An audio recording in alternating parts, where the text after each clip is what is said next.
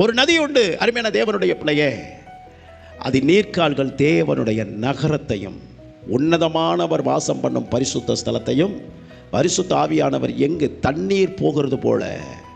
நீங்கள் தண்ணீர் எங்கெல்லாம் போகுங்கிறத ஒரு கற்பனையில் இமேஜில் கொஞ்சம் யோசிச்சு பாருங்கள்.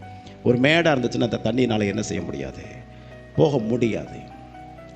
ஒரு மேடாக இருந்துச்சுன்னா அந்த தண்ணீர் பாய்ந்து போக முடியாது. ஆனால் மிக எளிமையாக லகுவாக தாழ்வாக இருக்கிற இடங்களை முதல்ல அது ஃபுல்லாக நிரப்பும். ஸ்தோத்திரம், பிரைஸ் காட். நதிக்கு வேலையே தான். நதி எங்கே முதல்ல பாயும்? தாழ்வான பகுதியை நோக்கி ஓடும். கர்த்தருக்கு முன்பாக தாழ்த்துகிறவன் எவனோ அவன் உயர்த்தப்படுவான்.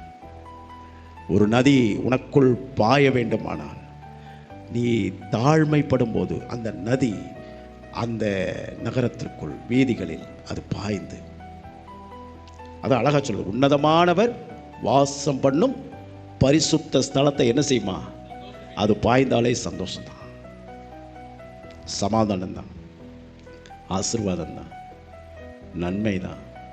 அதில் சொல்லப்பட்டிருக்குது, அது பாயும் போது வெளிப்படுத்தின விசேஷத்தில் மாதங்கள் தோறும் கனி உண்டாகியிருக்கும்.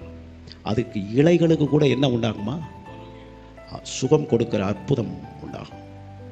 அந்த நதி நமக்குள் பாய்ந்து வரும் பொழுது நமக்கு இலைன்னா எது? கை, கால், விரல்கள், உங்கள் பாடிஸ், இதில் எல்லாம் தெய்வீக சுகமாக்குகிற மகிமை தங்கி இருக்கும். எத்தனை பேருக்கு விளங்குது? அல்லேலூயா.